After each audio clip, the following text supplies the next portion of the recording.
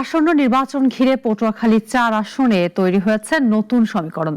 বিস্তারিত জানতে যুক্ত হব সহকর্মী তুহিন রাজের সাথে। ত্রয়োদশ জাতীয় সংসদ নির্বাচনের প্রচার প্রচারণার আজ সেই দিন।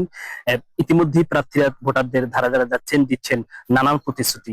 ভোটাররাও তাদের এই সুযোগে তাদের প্রত্যাশার কথা বলছেন। এই আসনের এই কলাপাড়া এবং রাঙ্গামালী নিয়ে গঠিত পটুয়াখালী ৪ আসন। এই ৪ আসনে ৪ জন প্রার্থী লড়ছেন। এর মধ্যে একজন প্রার্থী ইতিমধ্যেই কিন্তু নির্বাচন থেকে সরে দাঁড়িয়েছেন, যে গণ অধিকার পরিষদের যে প্রার্থী রয়েছেন রবিউল হাসান। তিনি কিন্তু এই বিএনপির যে মনোনীত প্রার্থী রয়েছেন মোশাররফ হোসেন, তাকে কিন্তু সমর্থন জানিয়ে তিনি সরে দাঁড়িয়েছেন। এছাড়াও আরো ২ জন প্রার্থী রয়েছেন।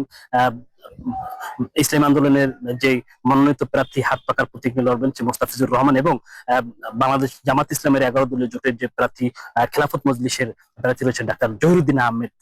এই ৪ জন প্রার্থী কিন্তু রয়েছেন। এর মধ্যে একজন প্রার্থী কিন্তু সরে দাঁড়িয়েছেন।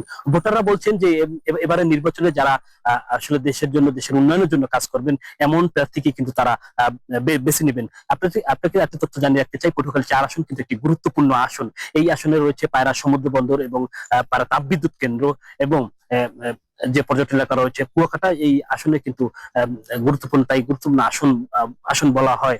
এখন পর্যন্ত আমরা যতটুকু জানতে পেরেছি, এই প্রচার প্রচারণা এখন পর্যন্ত কোনো আপত্তিকর কোনো ঘটনা এখন পর্যন্ত কিন্তু ঘটেনি। এখন পর্যন্ত কিন্তু সুষ্ঠুভাবে নির্বাচনী যে প্রচার প্রচারণা, সেই প্রচার প্রচারণা কিন্তু চলছে। আপনাকে জানিয়ে রাখতে চাই যে এই আসনে যে মোট ভোটার রয়েছে ৩,১০,০০০ ভোটার। এর মধ্যে ১,৫৬,০০০ রয়েছে পুরুষ ভোটার, এবং মহিলা ভোটার রয়েছেন ১,৫৪,০০০, এবং যে তৃতীয় লিঙ্গের যে হিজড়া রয়েছে সেই ভোটার রয়েছে ৫ জন। সব মিলিয়ে বলা যায় যে এই আসনে এখন সুষ্ঠুভাবে এখন পর্যন্ত নির্বাচনী প্রচার প্রচারণা কিন্তু চলছে। আপনি জানেন যে আগামীকাল সকাল ৭টায় কিন্তু যে নির্বাচনী প্রচার প্রচারণা, সেটি কিন্তু শেষ হতে যাচ্ছে।